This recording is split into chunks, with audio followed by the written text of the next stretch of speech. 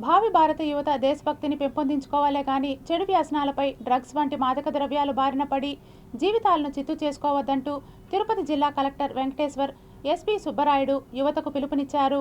Drugs బారిన పడి ఎవరైనా పట్టుబడితే వారికి కఠినమైన శిక్షలు చర్యలు ఉంటాయని హెచ్చరించారు. Easily available ganja is easily available. ఇప్పుడు మీరు ఎవరన్నా మద్యానికి అలవాటు పడితే వాడు బాటిల్ కొనుక్కోవాలి, వైన్ షాప్కి వెళ్ళాలి, అందరూ వాడిని చూస్తారు, పక్క వాళ్ళు చూస్తారు, స్టూడెంట్స్ చూస్తారు. కానీ గాంజా చాలా లిమిటెడ్ క్వాంటిటీలో ఉంటుంది కాబట్టి అది ఎవరు ఎక్కడ కొంటున్నారు ఏంటి అనేది తెలియదు.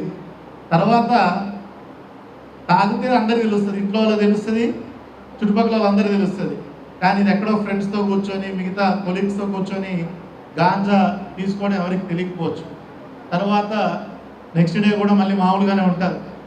ఈజీ చీప్, చాలా తక్కువకే రకరకాలు దొరుకుతున్నాయి. అందువల్ల ఎక్కువ మంది స్టూడెంట్స్ అలవాటు పడుతున్నారు.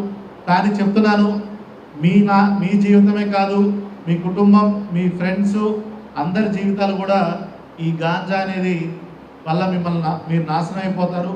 అందరూ కూడా యువత ప్రతి గ్రామం నుండి, ప్రతి వార్డు నుండి, ప్రతి స్కూల్ నుండి, ప్రతి కుటుంబం నుండి ఈ యొక్క మార్పు ప్రారంభం అవ్వాలి. ఎక్కడైనా కానీ ఇటువంటి ఇన్ఫర్మేషన్ ఉన్నప్పుడు మీరు స్వతహాగా దాన్ని వ్యతిరేకించలేనప్పుడు 1972 టోల్ ఫ్రీ నెంబర్ కానీ తిరుపతి జిల్లా వాట్సాప్ గ్రూప్ కానీ ఇన్ఫర్మేషన్ ఇస్తే తప్పకుండా వాటిపై మీ సమాచారం ఇచ్చిన వారిని గోప్యంగా ఉంచి వారిపై తగిన చర్యలు తీసుకోవడం జరుగుతుంది.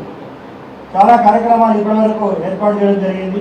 అదేవిధంగా ఇప్పుడు ప్రతి స్కూల్, కాలేజ్, ప్రతి గ్రామం నుండి కూడా అవగాహన కార్యక్రమాలు కంటిన్యూగా ఈగల్ టీమ్ అయితేనేమి, పోలీసు వారు అయితేనేమి ప్రజల్లో అవగాహన కార్యక్రమాలు ఏర్పాటు చేయడం జరుగుతుంది.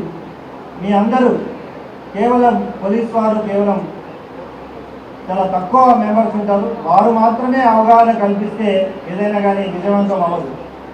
ప్రతి వ్యక్తి, సమాజంలో ఉన్న ప్రతి విద్యార్థి కూడా యూనిఫామ్ లేని ఒక డిసిప్లైన్ పోలీసుగా వ్యవహరించాలి.